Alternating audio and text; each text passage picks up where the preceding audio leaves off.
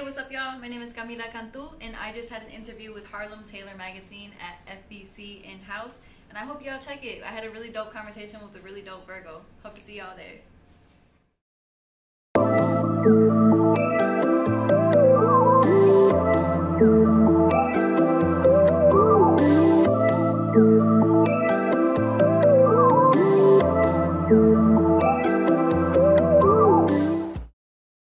So what language?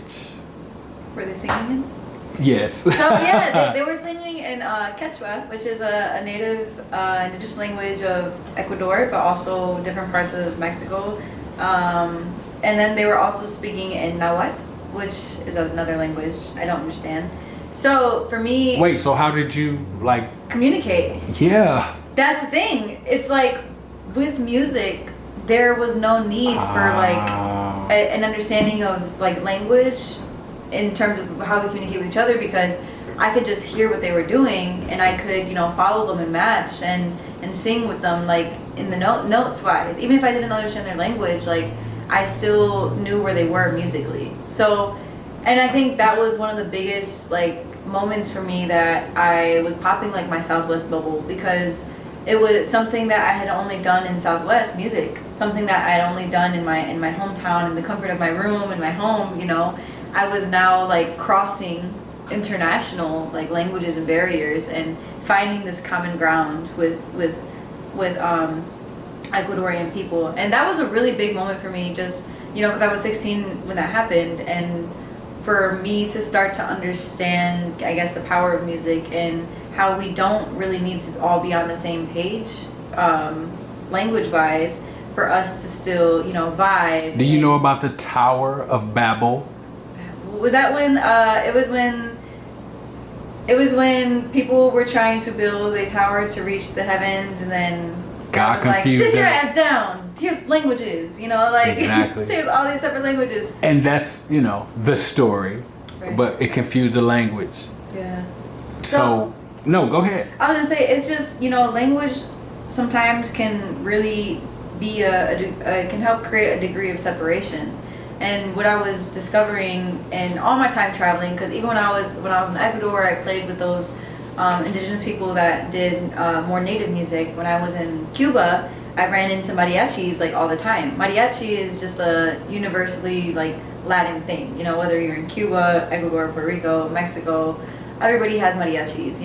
And that was new to me too, because I didn't know everyone had mariachis. But now so now this was this thing that no matter where I went in Latin America, I was still finding common grounding with the people. When I was in Cuba, I literally the mariachi had invited me to play public in the plaza, and I was just what song, and they said this song, and we played like that. And when you say Latin, you consider your music soulful Latin music. I would say so. Wait, because I want people to hear you. Yeah. I'm gonna be honest, I always am. Yeah, please. When I get the information from my team of who to interview, I always either study them or I don't. Yeah. And you can see that in past interviews. I've said that to other people. Yeah. They'll be like, I don't know who you are, but thank you for coming today. Yeah. We're gonna talk. No, no. Okay. Yes, but no. And I'll say no because no one ever sits in that chair without me being able to have a great conversation with them. I got you. And that's because if I don't study them, it's because I want to have a conversation with them. Yeah. I studied you, but you should have been a person that I wanted to have a conversation with. But I didn't know that because all of these things that not only I am now finding out about you, but the viewers will now know about you. Yeah. And that's why I wanted you to come here. Your music, because that's where I started. Do you know who Sade is? Love Sade. She's one of my biggest influences. You know who Janae Aiko is, of course. Of course. I love them both. Do you know that those two people, I'm literally riding through downtown today and I'm like, I gotta interview her. So let me listen to her music. I've listened to your music over the last week, but I appreciate that. I really had to listen today because I've actually had a day. Aww. But your music, and I'm big on energy, I'm big on auras, chakras. When I say your music reminded me of what Janae Aiko does for me, I said, wow. Right now, that is the biggest compliment I think I've ever gotten musically. Because I love Janae Aiko, and she does those healing things for me. Do you not know? I don't even want to say this, but this is Harlem Taylor Magazine, and we have to. Do you know, had I listened to your music before I saw your face, I would have thought you were some soulful black woman. 100%. It is crazy to hear, actually. Neruda? How am I saying that? Neruda? So until I heard that, I said, "Oh, okay." And she's Latin as hell. She right? is Latin, baby. But yeah, trance, intrusive thoughts. Yeah. Your music, your voice, your soul. Now it makes sense to me why you can make this music, honestly. Yeah. Because when I was listening, I was like, "Who is this? Why is she able to do this?" Yeah.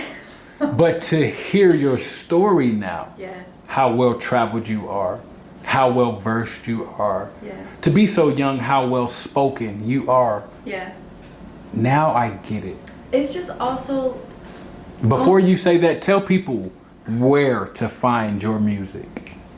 Everywhere. So you can find everywhere. No, that's a fact. Okay. No, so tell YouTube, people the name Spotify. to type in. Yes. Okay. So if you want to find my music specifically, it's Camilla Cantu. Camilla Cantu. Eventually, long term, this is like Harlem exclusive. I might be switching over to Two Swans. That might be like the this is name. we love exclusive. Yeah, this is exclusive. You know, like eventually I might be switching over to Two Swans. It's something I'm facing right now because kind of like the Her rebrand. Like Her had released music for years. And I know you love her. I love her. And not only does Her, and I'm gonna let you get back to what you're saying, but just to show you that I'm like into you. Yeah. I know that you love Her because she not only speaks about anti things, but she gets on the stage and plays the guitar as well as you. She's a boss. Like, I respect women who play and sing so much. I respect any musician that can sing and play, because what is going on in our brains that we can differentiate and distinguish and like hit these guitar chords while also belting this note? I just think that is just such a unique skill set, and I really respect the fuck out of anybody that can do that. But to see like Her, and you love Selena, don't you? I love Selena too. Like honestly, like for me, it's always I've always had these like I've always been really into like just women performers. Like any women performers in general have had. Let me ask you a question for me then. Yeah. Based off of your thought process and who I have found out you are. Okay. And that statement. Okay. And we're just talking. Yeah. What do you feel about Megan Thee Stallion, Sexy Red? I love Megan Thee Stallion. I love Sexy Red. Okay, so I have to say this. I think as an artist and as a person, I think absolutely everybody is entitled to whatever form of expression that they have for their music or for their artistry. Granted, you're not hurting other people, you're not condescending other groups of people, like you're not doing stuff that's actively harmful. I'm of the opinion 1000% that every artist should be able to express their art as they want. If it's pussy poppin' music, like, baby, I love it. If it's, you know, like energy, healing, cleansing, like Janae Aiko type beat, I love that too. And, you know, I work at the Fillmore, and that's one of my current part-time jobs, and you see some shit, like you... What do you do at the Fillmore? I work for Live Nation for VIP tabling. A little controversial, because I know Live Nation... I was looking at you. I know, your eyes, that's but like... It's no, say what you have to say. It's like, it's a job. And let me tell you something too. Everybody doesn't. Me and you knew, because when you said it, I looked and you saw. Like, so we don't have to get into that, but yeah. I won't say why. But I won't say why Live Nation got a few question marks on them. But I will say they pay their people really well. That's all that matters at this point. And at this point in my career, I'm refusing to take a job that does not relate to what I am doing in my career or what I'm doing with my passions. Like, I refuse. Like, I'm not gonna work dirty no more. I've done serving at restaurants for years when I was in college. Like, I don't want retail jobs. Like, for me, it's just like any job I take has to be related to music or the arts, because... Which is why, if I'm correct, so you're a teacher. Yes. And You don't teach math and English and social terrible studies. at math. And well, I kind of like social studies. I'm terrible at math. I would never ask.